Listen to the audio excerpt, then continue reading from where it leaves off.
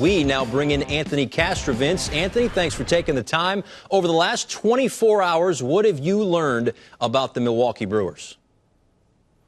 They're going for it. I love it.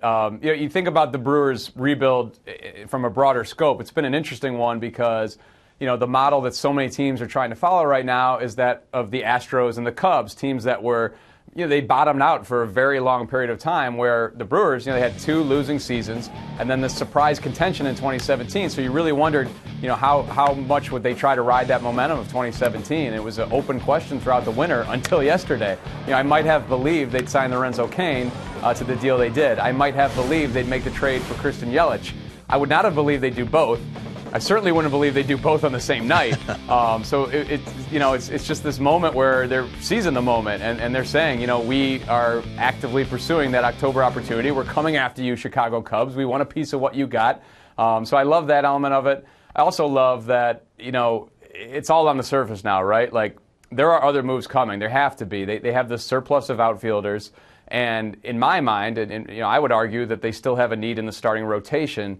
You look at Fangraphs projections and wins above replacement for next year, and they're in the lower third of baseball pretty much. So whatever you think about those projections, it's an argument to be made. There's still a need for starting help. I think Danny Salazar here in Cleveland is an interesting matchup for them.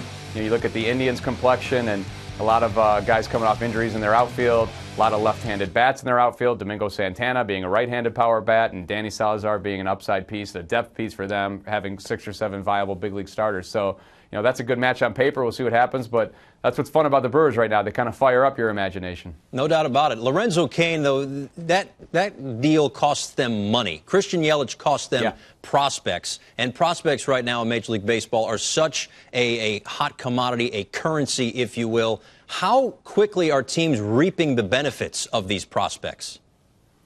Well, very quickly, Paul, and that kind of it plays into what we're seeing in this free agent market, right, where there's just a lot of guys sitting out there in the marketplace still here at the end of January because teams, generally speaking, are content and want to go with the younger, cheaper guy, the pre-arbitration guy. They are pushing their prospects through the system faster than they did in years past.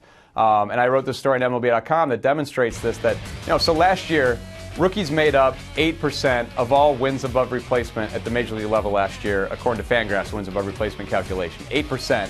Now, you look in the last 10 years, that was one of the lower percentages, but the 20 years prior to that, it would have been the highest percentage. So, generally speaking, rookies are making a bigger impact at the Major League level.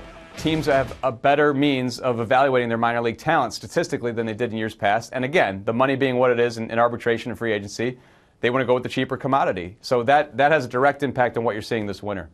More on prospects here, but from a one-by-one kind of standpoint, what prospects do you think can impact contenders in 2018? Yeah, and for the reasons I just said, there's a lot of guys you could apply to this conversation. I'm just going to pick out 3 from very clear contending teams. So here in Cleveland, Francisco Mejia, their number 1 prospect, switch hitting catcher, sweet bat. He's hit at every level. It's just a matter of the position. It takes time to develop as a major league catcher, and excuse me, that process is ongoing. They don't have an opening at catcher. He did play some third base late last year and then in the Arizona Fall League, so it's a legitimate chance you see him at the big league level at third base this year. Last year, they called him up in September. He's standing there behind Terry Francona with a bat in his hand saying, put me in there. So you could see him this year. Justice Sheffield of the Yankees is interesting to me just because, the Yankees, they have a good-looking rotation going into the season, but we all know things happen over the course of the year. And maybe this guy doesn't get the attention of the Gleyber Torres, who's clearly going to be impacting them in 2018. But, Sheffield's a really important depth piece for them. He's a guy who, Brian Cashman told me when he made the trade for Andrew Miller, it was as much about Justice Sheffield as it was about Clint Frazier. And he developed, interestingly, last year. He had the oblique strain, then he came back and he was throwing harder. So, that stuff is still in development, but he's a guy who could have impacted that rotation this year. And then Walker Buehler with the Dodgers. First of all, it's a great name, right? It sounds like an ace-type name, Walker Buehler, but great stuff as well. And he came up with the big leagues last year and struggled, and they were tinkering with him a little bit. But certainly the stuff to project as a viable big league starter, a top-end type starter.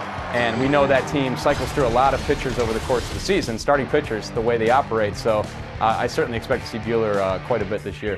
I think John Smoltz would argue that Walker for a pitcher's name is not good. Well, there's that. Again, that's Taiwan not Walker us. makes it work. That's right.